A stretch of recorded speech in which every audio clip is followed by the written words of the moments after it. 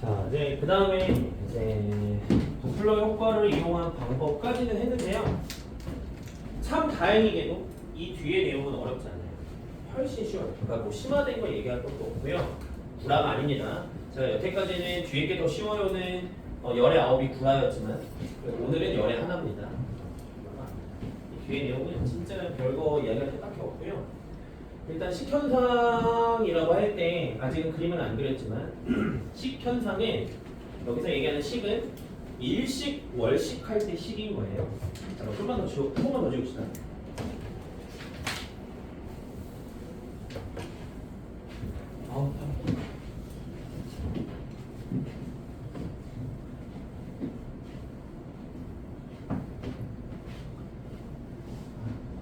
지웁시다. 식현상을 이용한 방법. 횡단법이라고도 하는데 식현상은 식은 일식, 월식을 얘기하는 거고요. 일식이 뭡니까? 달이 태양을 가리는 거죠. 월식은 달이 지구 그림자로 들어가는 거긴 하지만 일식 생각하시면 돼요. 그래서 얘는 그냥 바로 그림을 그려볼게요. 식현상은 뭐냐? 어떤 중심별이 있어요. 중심별이 있어요.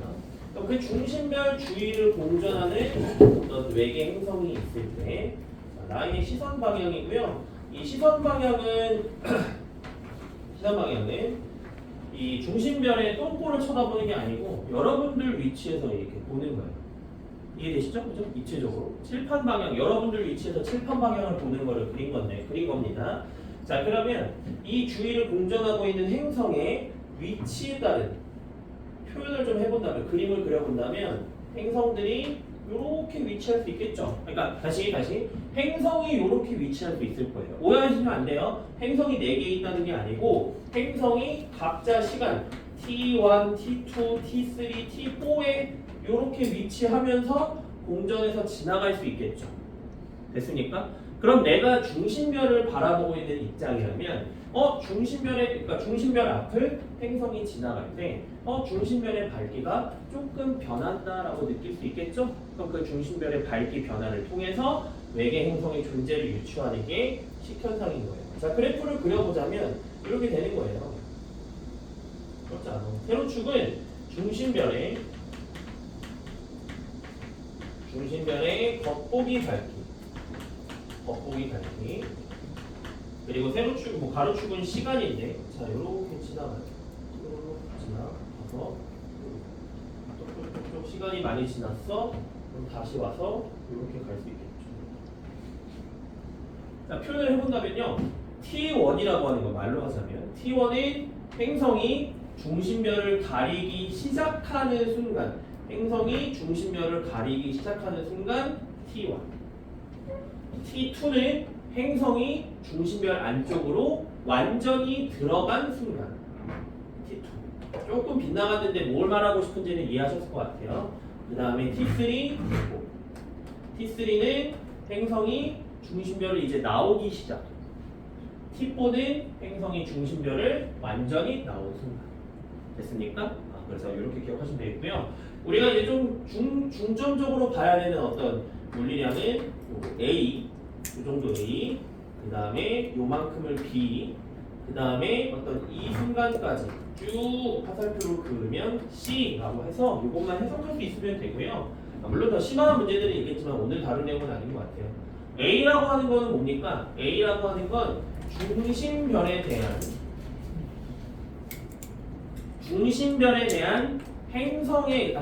중심별이 행성에 의해서 밝기 변화량을 표현하는 게 A예요.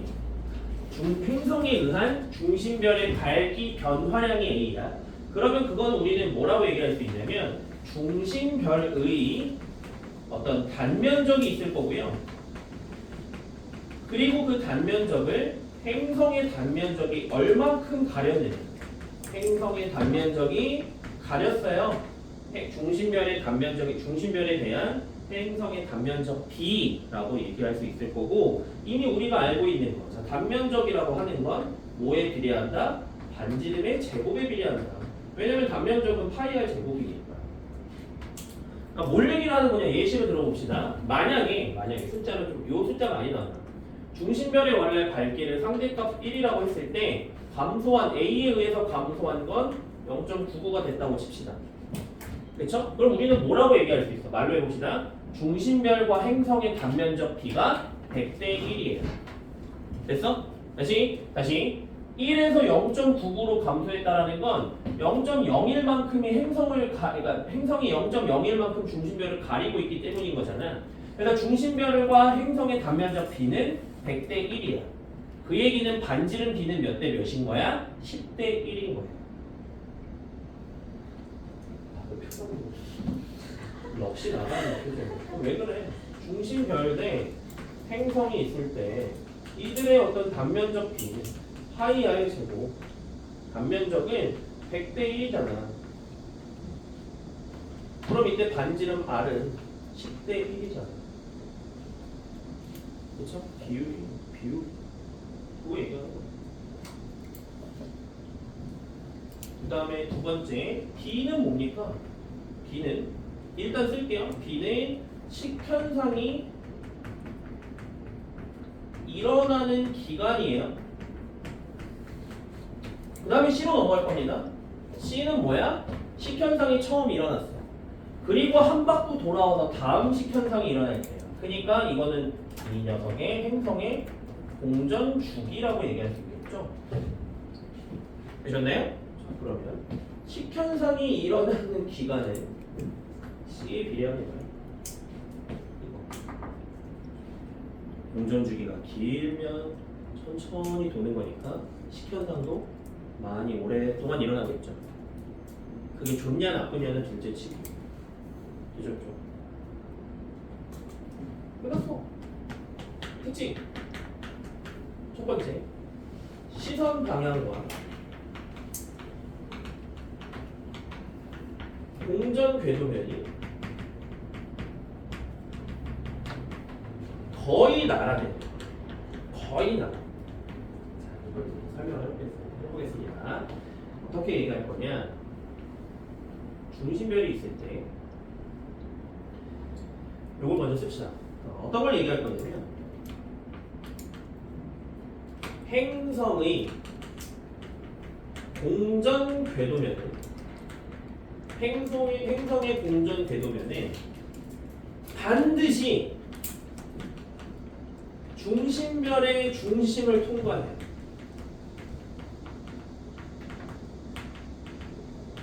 자, 이 도대체 무슨 소리냐? 자, 예를 들면 이런 거예요. 중심별이 있어요. 자, 중심별을 공전하고 있는 어떤 행성. 요렇게 공전하게 돼요. A. 요렇게 공전하게 돼요. B. 요렇게 공전하게 돼요. C. 겹쳐졌는데 A, B, C. 자, 경우의 그 가능성을 따진다면요. A 가능해요. B 가능한데요. 이런 건 없어. 됐어? 행성이 있고 중심별이 있으면 이 중심별에 어떤 질량 중심, 어떤 중심별의 중심이 있을 거 아니에요. 얘를 항상 통과해야 돼. 면이. 이것도 이 면을 얘도 요거를 통과하고요. 얘도 이걸 통과해요. 근데 C는 아니에요. 이런 건 없다라는 거예요. 이해되셨나요? 그러면은 시선 방향과 공전 궤도면이 거의 나란해야 된다는 의미는 이 얘기인 거죠. B 같은 경우가 있을 수 있지만 내가 바라봤을 때 A 식현상 일어나지 가능하냐 불가능하냐를 떠나서 식현상은 일어나 B 일어나 안 일어나 내가 봤을 때 그 궤도를 조금 제가 작게 그려서 그렇죠. B 같은 경우에 요렇게 그린다면 이해됐어? B는 요렇게 앞을 지나가잖아. 그러면은 요 순간에는 그치? 중심별 앞을 지나가지는 않는 거죠. 그럼 이런 경우에는 식현상은 일어나지 않는 거예요. 그래서 식현상은 뭐 물론 가능하냐 불가능하냐는 했지만 식현상 여부를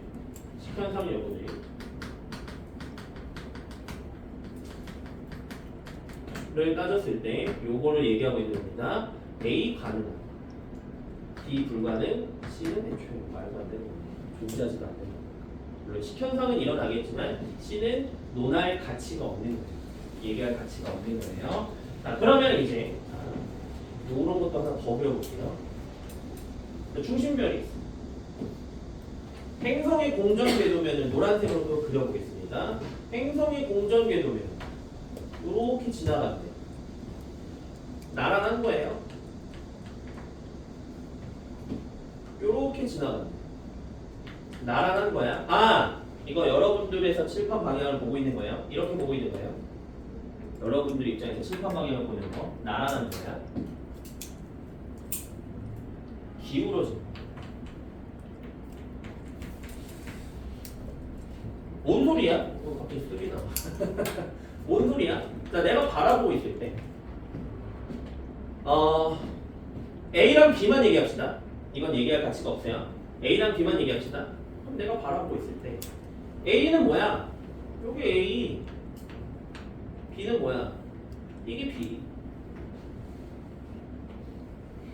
얘는 당신들이 보는 거. 얘는 쳐다보는 녀석을 당신들이 보는 거. 이렇게 봤어요. 지나가는 거죠. 됐어요?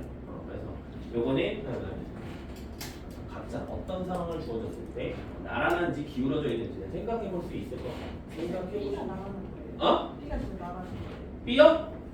뭐요? 제 나가는 거예요. 기울어진 거죠. 내 시선 방향에 대해서 기울어진 거죠.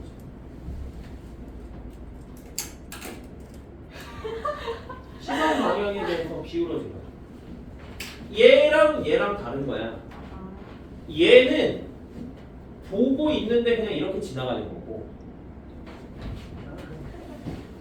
자, A는 A, B, C라고 할게. 얘는 C. A는 내가 보고 있는데 이렇게 있는 거야. 그냥 보편적인 거니까 A는 그냥 이해됐을 거야. C는 이렇게 돼 있는 거야. 그런데 어차피 이렇게 지나가잖아. 그럼 내가 바라보고 있을 때 그냥 나란한 거라고. 우리 아까 이미 합의하지 않았어? 이거 나란이야, 이거 나란이야, 이거 수직이야라고 했잖아. 이거 나란, 얘도 나란. 됐어? 이것도 나란인 거야. 이것도.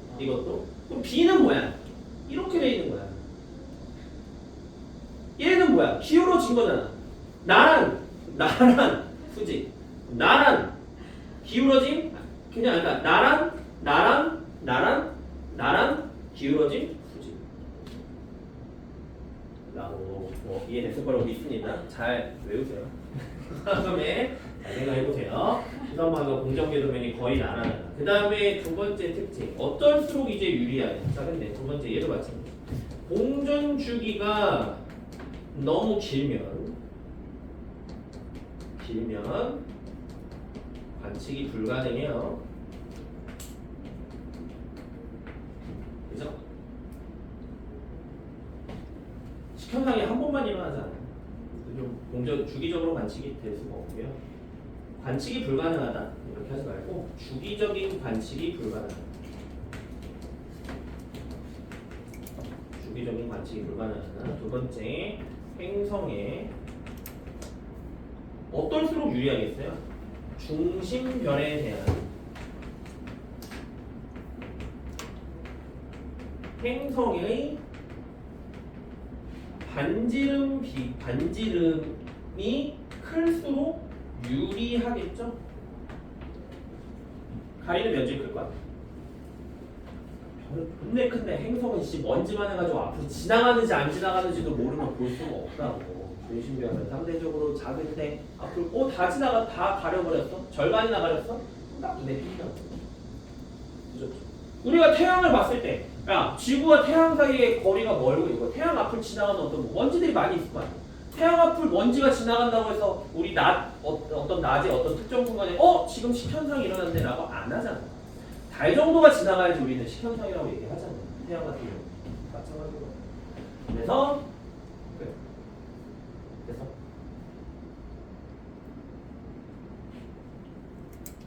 이해하셨습니다.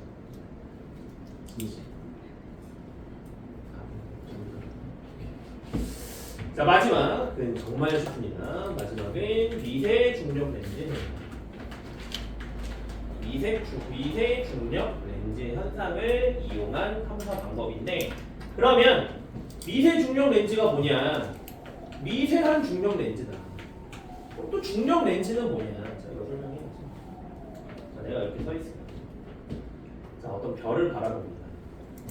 중력 렌즈가 일어나고 있지 않을 때 별은 중력 렌즈가 일어나고 있지 않은 상황이에요. 그러면은 별의 밝기 그냥 별은 원래 밝기대로 보일 거예요. 근데 만약에 중력 렌즈가 일어난다는 건 뭐냐면 자 내가 별이 있어요. 그리고 앞에 어떤 질량들이 많이 뭉쳐져 있는 거예요. 그러면은 실제로 질량이 뭉쳐져 있으면 질량이 클수록 중력이 커지고요. 중력에 의해서 공간이 휘어지고 그것에 의해서 빛의 경로가 변하게 돼요. 빛은 직진하지만 빛이 굴절한다는 게 아니야. 빛은 직진하지만 공간이 휘어져요. 중력에 의해서. 렌즈라고 하는 거는 그러니까 중력에 의한 렌즈, 볼록 렌즈 생각하시면 되겠고 그 중력의 어떤 중심이 있으면 질량의 중심, 어떤 큰 질량을 가지고 있는 중력 원이 있다면 방출되는 이 별에서 빛이 방출될 때 이렇게 구부러져서 들어요. 됐습니까? 그러면 위에 A와 B 입장에서 우리가 보는 별의 밝기는 누가 더 크다? B가 더 크다. 가리고 있다고 해서 어두워 보이는 게 아니고 중력이 워낙 크다 보면 빛이 굴절해서 내 눈에 들어오는 빛의 어떤 선 개수가 더 많아집니다. 그걸 중력 렌즈라고 해요. 미세 중력 렌즈는 일단은 잠깐만 두고요. 그럼 우리가 어떤 상황을 이제 얘기를 할 거냐? 자, 내가 이렇게 서 있고요. 별을 2개 그립니다.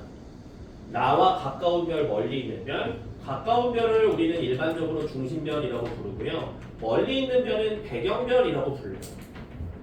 자, 이때 중심별이든 배경별이든 어떤 그 상대에 대해서 이동을 할 때 이 중력 렌즈 현상이 발생을 하는데 중심별이 이동할 수도 있고 배경별이 이동할 수도 있는데 어차피 둘 다 같은 거예요. 상대적인 이동이기 때문에. 교재에 따라서 중심별이 이동하는 걸로 설명하기도 하고 배경별이 이동하는 걸로 설명하기도 하는데 저는 중심별이 더 이해가 된다고 생각해서 중심별이 이동하는 걸로 설명을 할게요. 그러니까 중심별이 뭐야? 이렇게 이동해 오는 거야. 왜 이렇게 기울어져 있어? 이렇게 이동해 오는 거야.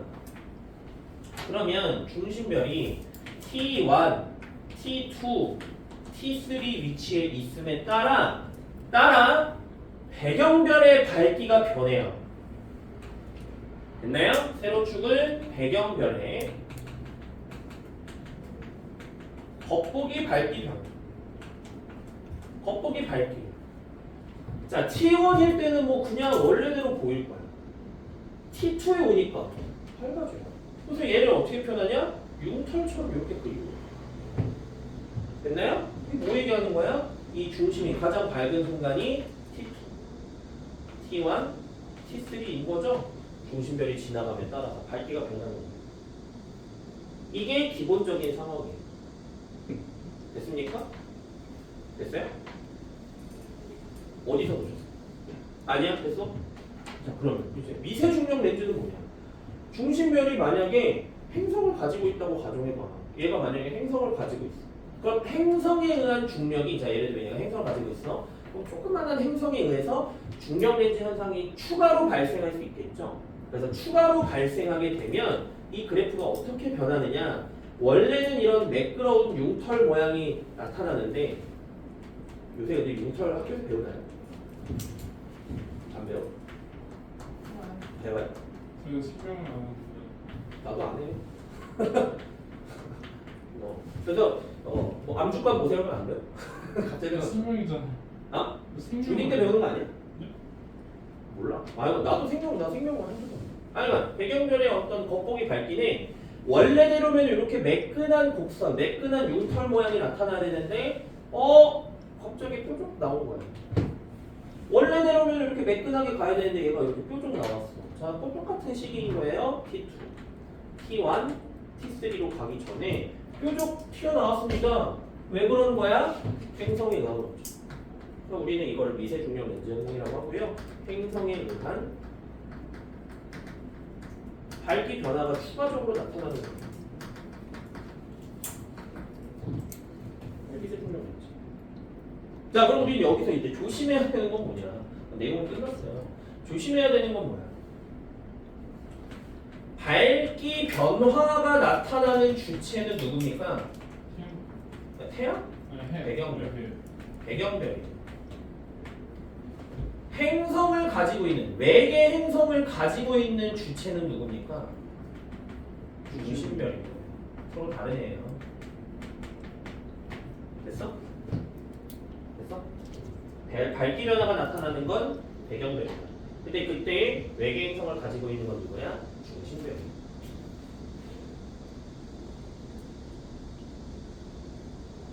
중심별이 뭐예요?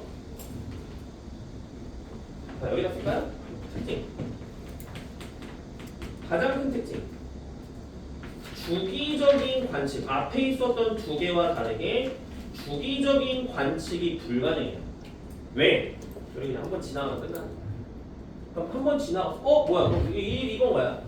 배경별의 밝기가 갑자기 밝아졌다가 어두워지는데 뭐야? 갑자기 더 밝아졌네? 그럼 앞에 별이 지나갔겠네?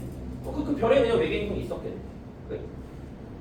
됐어? 우리 거기 뭐 찾아가자 이런 게 아니야. 뭐 타임 코스모스 타고 찾아가자 그런 게 아닌 거야. 그냥 한번 지나가네.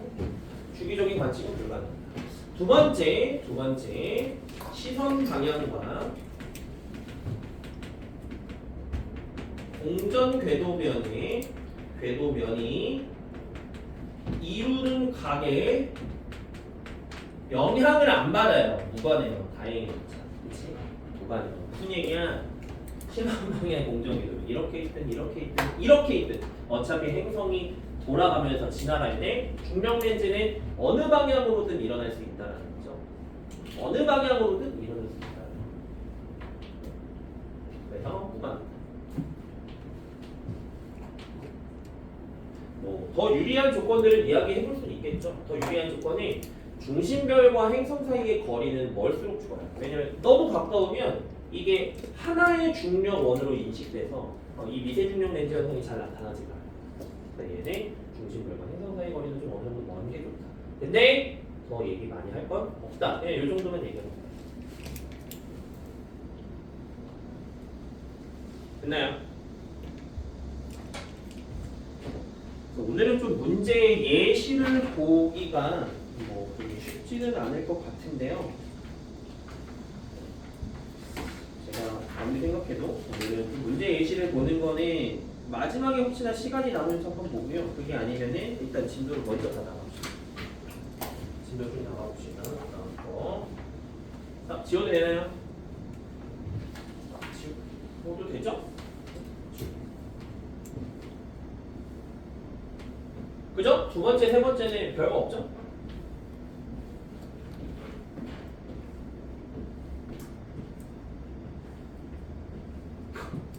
네, 싸늘해졌네.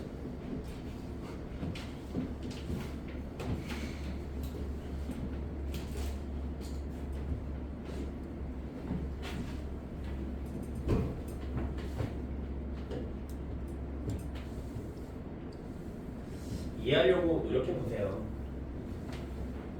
이해하려고 노력해봐. 항상 하는 얘기지만 공부 열심히 하셔야죠. 이해해서 점수 잘 나와야죠. 공부 열심히 안 하면 어떻게 되는 거예요? 앞에 있는 이 아저씨처럼 주말에 쉬지 못하고 나와서 부필가루 먹는 거예요. 이런 삶을 살고 싶지 않다면 어머니를 꽉 깨물고 공부를 열심히 하셔야 합니다. 분필가루를 먹고 싶지 않다면 열심히 사시고. 자, 그다음에 이제 두 번째 주제는 이제 뭐냐면요. 외계 외계야? 생명 가능 지대.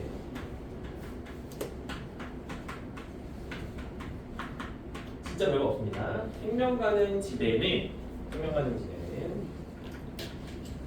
자, 여기서 이제 뭘 얘기하고 싶은 거냐, 좀 전반적인 얘기, 그래도 좀 잠깐 쉬어가는 느낌으로 전반적인 얘기를 좀 하자면요. 그러니까 생명체가 과연 어떤 조건에서 살 수 있느냐를 이야기를 해요. 그럼 지구를 가지고서 우리는 보통 생각을 할 건데, 물론 생명체가 존재하기 위한 조건은 굉장히 까다로워요. 우리가 생각하는 것보다. 일단 첫 번째로 뭘 얘기하냐면 액체 상태의 물이 필요하다라고 이야기를 합니다. 그래서 생명 가능 지대라고 하는 것도 액체 상태의 물이 존재할 수 있는 영역을 우리는 생명 가능 지대라고 부르는 거예요. 물이 왜 생명체한테 중요하냐? 그러면 얘기할 게 너무 많죠. 비열이 크다, 아니면은 어떤 그 급성 분자기 때문에 용매로서 많이 이용될 수 있다. 뭐 아니면 기화열이 크다.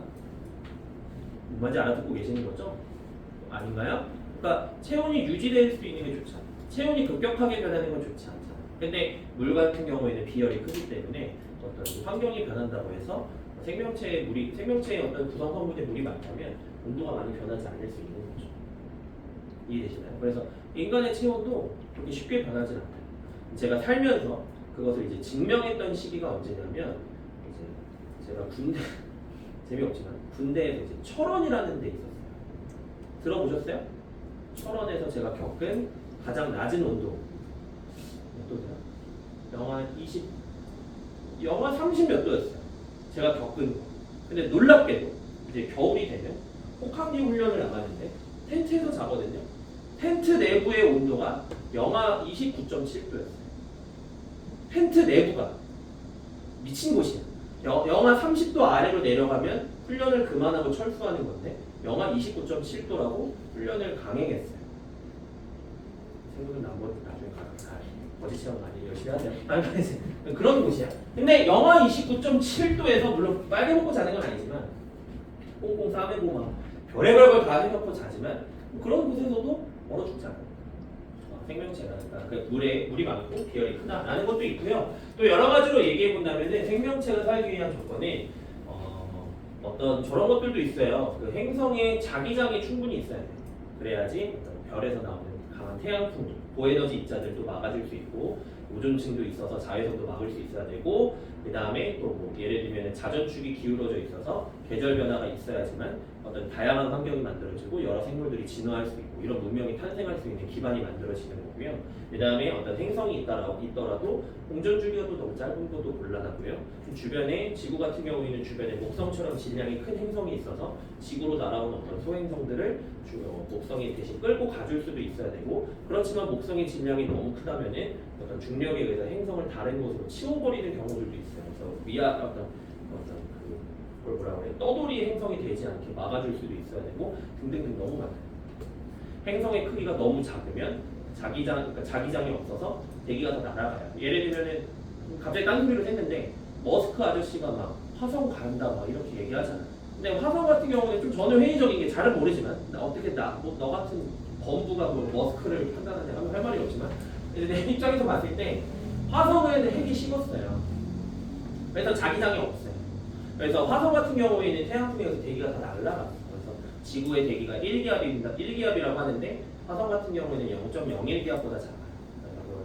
그러니까 여러 가지 이제 조건들이 있는데 우리는 뭐만 할 거야?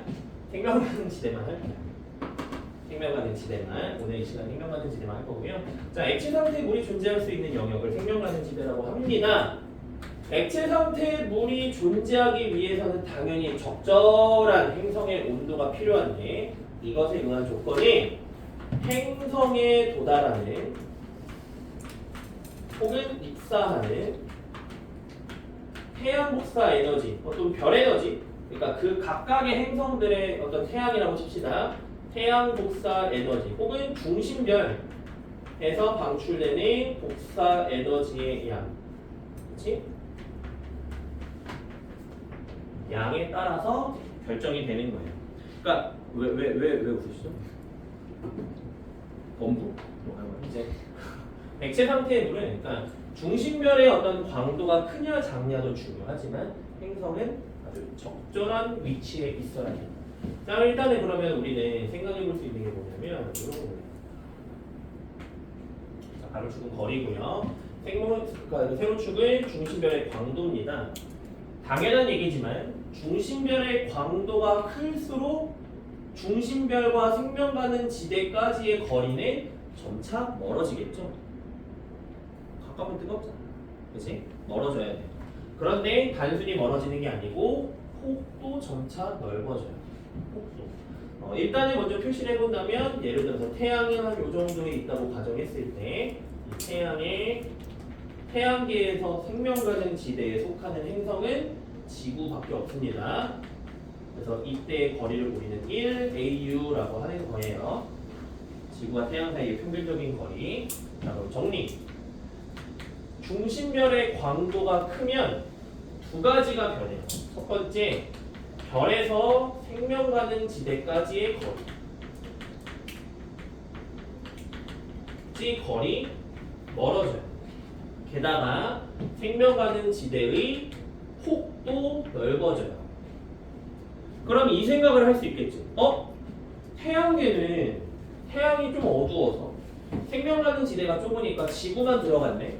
그럼 만약에 광도가 큰 별은 생명 가는 지대의 어떤 폭이 넓으니까 이 안에 여러 행성들이 들어갈 수 있겠네요. 그러니까 생명체가 살기 위한 조건은 광도가 큰 별이겠네요 라고 생각할 수 있지만 전혀 아닌 게요. 광도가 크면 별의 수명이 짧아요. 뭐 상관이야? 별인데. 그게 아니고요. 별이 죽으면 행성에 있는 생명체들도 살 수 없잖아요. 그렇죠? 그러니까 이 지구의 나이가 46억 년이라고 하는데 생명체가 최초로 출현한 시기가 한 우리 러프하게 합시다. 한 20억 년에서 30억 년 전이라고 하잖아요. 그러니까 우리는 지구밖에 표본이 없으니까 지구로 추론했을 때 생명체가 출현하기 위한 어떤 그 기간에 한 1, 20억 년이 필요한 거고 그들이 출현하더라도 최초의 생명체가 출현하더라도 그것이 인간처럼 진화하는데 문명을 이룩하는 데 걸리는 시간이 또 한 20억 년 걸린다고 봐야 되죠. 근데 별의 수명이 너무 짧으면 뭐 O형 같은 별들의 수명이 뭐 2억에서 5억 년밖에 안 돼요. 수명이 너무 짧으면 생명체의 출현 혹은 진화하는데 시간이 부족해요. 그래서 생명체가 살기에 부적절합니다. 광도가 크다. 됐습니까? 그럼 뭐야? 광도가 작은 게 좋네. 광도가 작으면 생명 가는 지대까지의 거리.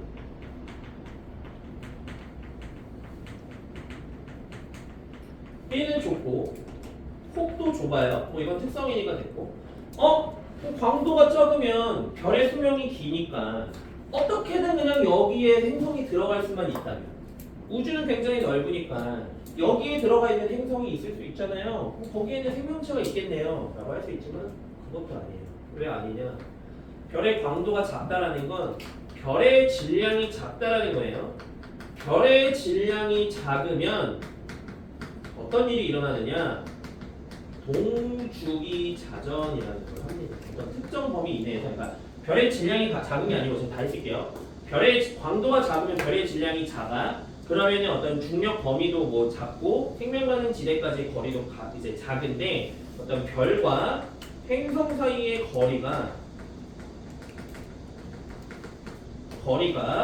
너무나 짧으면 동주기 자전이라는 걸 하고요. 동주기 자전이라고 하는 건 뭐냐? 자전 주기와 공전 주기가 같은 걸 이야기해요. 그러니까 별과 행성 사이의 거리가 너무 가까워지면 어떤 그 임계 거리가 있습니다. 그것보다 이내가 되면요, 행성은 자전 주기와 공전 주기가 같아져요. 자전 주기와 공전 주기가 같아진다는 게 뭐야? 마치 달 같은 거죠. 자, 별이 있고요. 그 별 주변을 공전하는 어떤 행성이 있어. 행성의 공전 주기와 자전 주기가 같으면 내가 여기다 깃발을 꽂았어. 그럼 항상 같은 면을 보이는 거야. 되겠지? 항상 같은 면을 보여. 우리는 이미 알고 있잖아. 태양을 보는 면이, 별을 보는 면이 낮은 거고 그 반대쪽이 밤인데요. 이런 행성에서는 낮과 밤이 반복될 수가 없죠. 한쪽은 영원히 낮이고 한쪽은 영원히 밤이에요. 그런 생명체가 살기가 힘들고. 여기 껴서 살면 안 돼요? 몰라. 거기 가서 사세요. 그죠? 그래서 그런 건 생각하지 마시고 일반적인 상황에서는 동주기 자전에 의해 생명체가 살기가 힘들다. 그니까 생명체는 어디에 살기 좋아요? 태양과 지구에 살기 좋아요. 놀랍게 태양이 딱 적절해요. 광도가. 지구는 뭐 크기가 딱 적절하다고는 조금 뭐 얘기가 뭐 사람마다 다를 수 있는데 태양 정도 광도가 싹 적절한 거예요. 아주 놀랍게도 그렇구나라고 하시면 되겠고요. 그래서 생명하는 지대는 일단 여기까지고 문제를 안 푼다고 했는데 제가 또 거짓말을 했네요. 문제 몇 개만 보겠습니다. 자, 일단 문제를 보기 전에 95쪽에 4번 보시면 95쪽에 4번에 왼쪽 그림을 보시면요. 95쪽에 4번 왼쪽 그림. 이 그림은 똑같아. 세로축은 별의 질량, 광도죠. 그다음에 가로축은 별까지의 거리인데 이때 별의 질량이 커질수록, 즉 광도가 커질수록 생명 가능 지대의 폭이 그렇게 넓어지지 않는 것처럼 보이죠? 되셨나요? 네, 이 그림은 제가 잘못 그린 게 아니고요. 이 그림도 잘못된 게 아니고 가로축의 스케일이 달라요.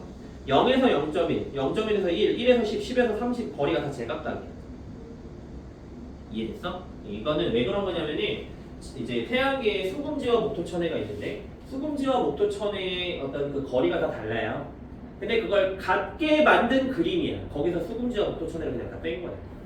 그냥 지구를 하나 집어넣다 보니까 이런 그림이 나타나게 된 거고, 기본적인 어떤 형태, 기본적인 생명 가능 지대의 어떤 모습은 제가 칠판에 그려놓은 걸 머릿속으로는 생각하시면 되겠습니다. 다른 그래프가 나오더라도 당황하지 마시라. 자, 이런 것도 써야 될까? 당연한 얘기지만 생명 가능 지대에 있으면 물이 무슨 상태야? 액체 상태야. 생명 가능 지대보다 더 가까우면 당연하게도 기체 상태예요. 고체, 액체, 기체 이런 거 곤란합니다. 그쵸? 얼음이냐 수증기냐 라는 거 보시면 되겠네요. 그래서 여기까지.